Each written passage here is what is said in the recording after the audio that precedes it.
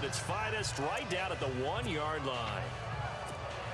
And now the Saints get set to trot out there. We have seen a lot of points here in this quarter. For us up here in the booth, it's been fun to watch. The defensive coordinators probably scratching their heads. Yeah, they're going a little bit crazy right now. But let's face it, all of our friends who play fantasy, they're enjoying the heck out of this show because most of them are creating and getting a bunch of points. Yeah, points certainly not at a premium here.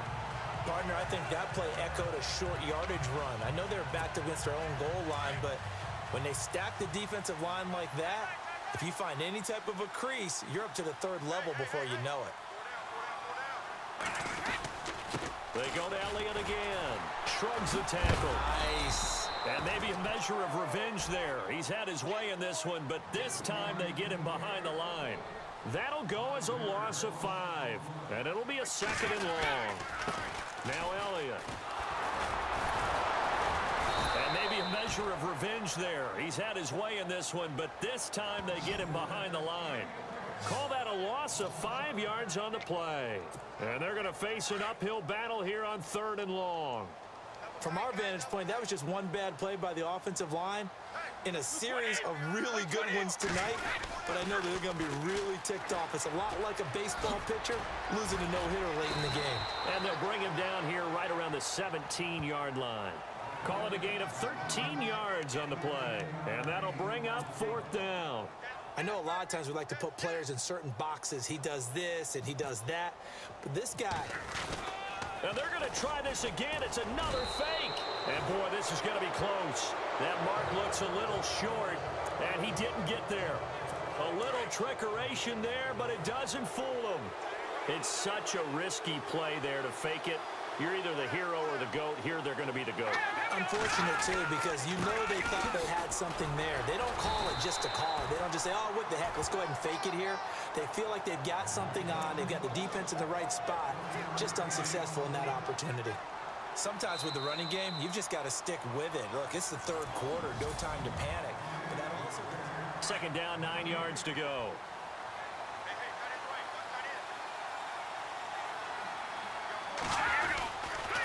They keep it on the ground. Again, Gordon. And it's been like this all night long. Nowhere to run as they stop him behind the line. That'll set him back with a loss of 3 on the play. And that'll bring up a 3rd and 11 situation.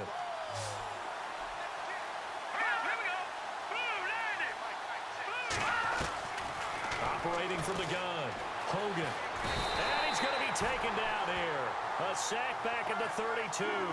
J.J. Watt in there to get him. Sack number 14 for him on the year. Okay, was it a breakdown in protection? Did the running back not pick him up? What does it really matter? Sometimes it's just a great play made by the defense. Big-time sack. And this is right down the middle as he puts it through. And that cuts the lead down to just 3, 20-17. All right, so this one's now back within a field goal, and if anybody tells you they see how this one's going to end, I'd have to say they're probably lying, Charles. And this game's had more twists and turns than a good mystery novel, and I have a feeling we've got a few more twists and turns in store for us before they shake hands here.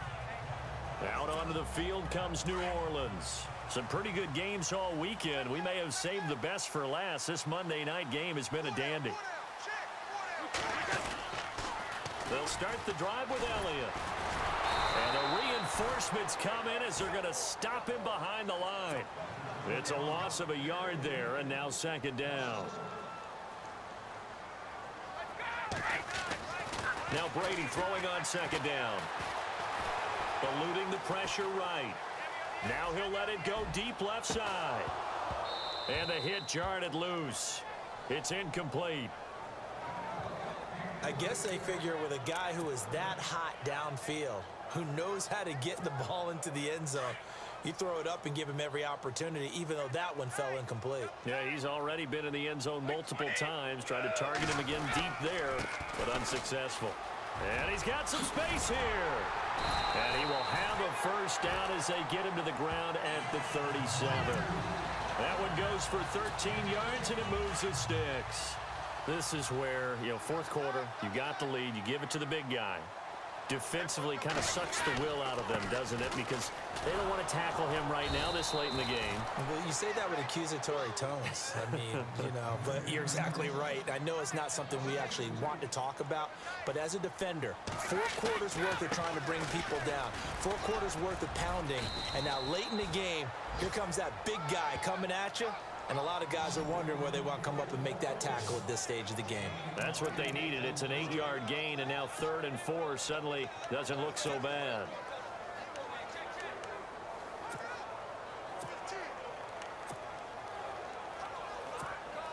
This a big play for both sides. What will we see here? 3rd and 4.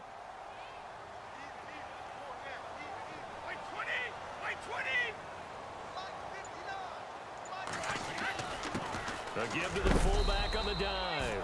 And he's got a first down as he's up to the 48. 5 yards is the pickup there as that extends this drive. On the give, this is their fullback.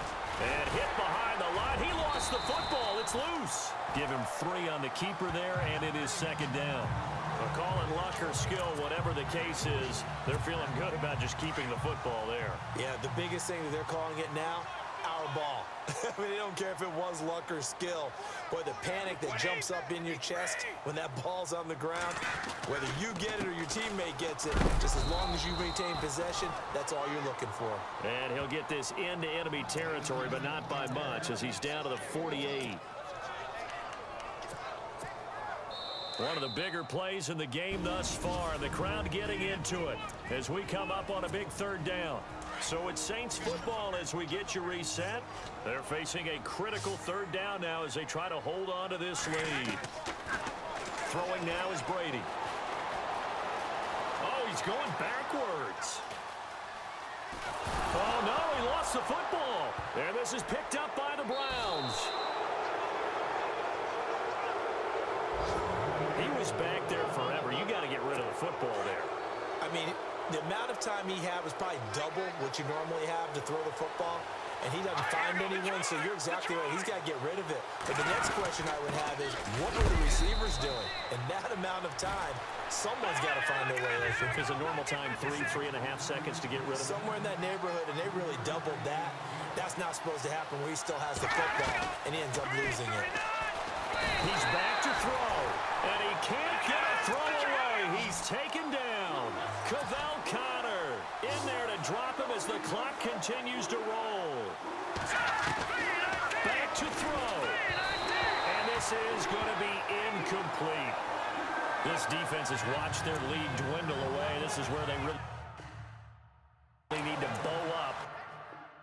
They executed well there. And it's often hard after you've played really well early and then you kind of relax a little bit to step on the gas again. They just did it on the last play. Looks like they want to finish this one off. And the 11-year veteran bangs it through. And with a little more than a minute to go, we are all tied. So now then, it's a big kick there to get this game back to even. Now the worry is, did you leave too much time on the clock? Because another field goal could still do you in. Brandon, we're going to see right here. I would expect that after the kickoff, this offense is going to come out throwing. So those first few plays are going to be the key. And let's gaze our attention on Ezekiel Elliott. So after that hot start, the numbers here show the decline. What has the defense done adjustment-wise? Sometimes when you have a running back who's gotten off to a hot start, you've got to catch him before he really gets going. So you change what you do across the defensive front. Instead of the linebackers being back a few yards, you bring them up closer. It's what we call mugging the line of scrimmage, taking away a lot of blocking angles and gaps, and maybe stopping him before he can get going. Mugging the line of scrimmage, okay. Yeah, in this case. Brady to throw.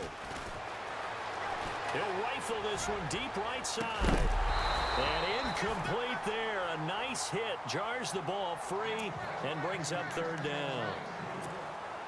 These are the spots, this stage of the game, where it pays to have speed on the perimeter, doesn't it? It certainly does, and in the second quarter, he may very well run by him, but in this situation, I know as a defender, I'm loosening up a couple of extra steps that allowed him to run with him stride for stride. He's airing it out for, and this is going to be intercepted. Delvin Breaux with a pick. And a great return as he's up close to the 40-yard line. for a momentum switch. We're in the fourth quarter, and it's a tie game. You've got to take care of the football here. Now their opportunity to take the lead right out the window, and everything is flipped in the other direction. And he can't get a throw off. He's taken down. What a huge play at this point in the game.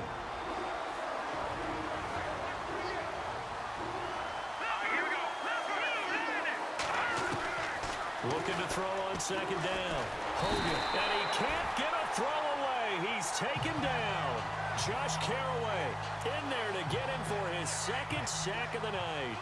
Okay, let's go back a little bit and see if my schooling comes to the front. What's that old saying? Those who forget the lessons of history are doomed to repeat them. That's the same guy who's gotten back-to-back sacks. I think a double team may be in order. And here in overtime, if the team that receives the ball scores a touchdown, it's over. If they don't, we can still have some more football. That's exactly right. If they go down and kick a field goal, the other team gets a possession to either match it or score a touchdown to win the ball game. If both teams kick field goals, the next team to score wins. But if the receiving team throws a pick six or fumbles the ball and it gets picked up by the defense and they score, the game is over at that point. So we're right back where we started, all even as the kick's away. Short kick. One of the up middle take it now. And they're going to be set up in excellent field position up past the 45. Now that was an excellent return to start overtime. So do they get crazy and attack the end zone and try and get the 6 points to end the game? Or do you just play it to where you kick the field goal and put the game in the hands of your defense? Now Hogan. A loss of a full 3 yards, and now it's second down. Second down and a little ways to go here. 2nd and 13.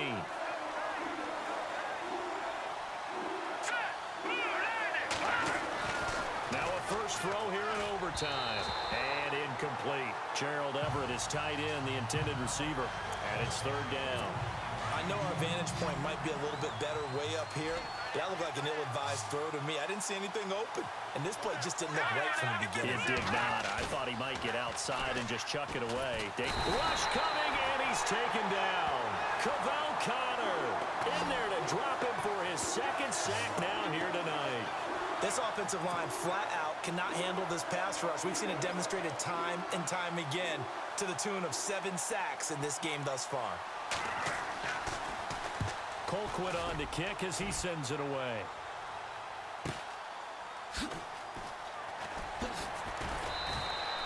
A field flipper there, a 47-yard punt coupled with a loss on the return. And the Saints will take over with a 1st and 10 deep in their own territory. And tough starting field position here.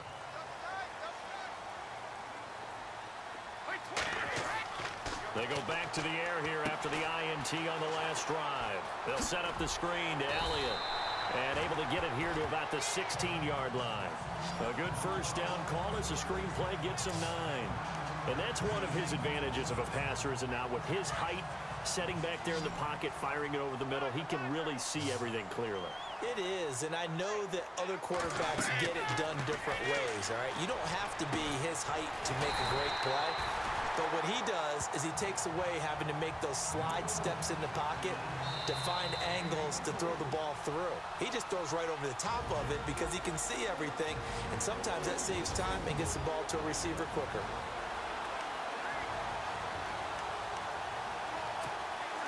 Offense comes to the line now, 1st and 10.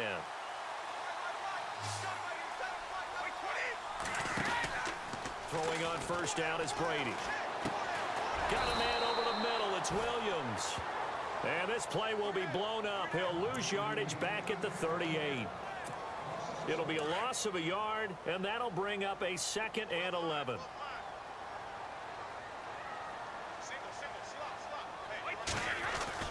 Brady to throw again.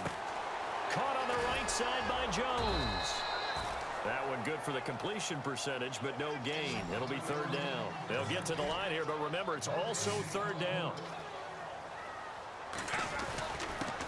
And now a carry here for their fullback.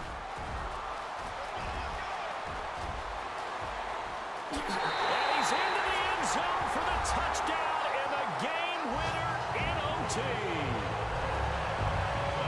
great game that we got to see and making it extra special. Not only did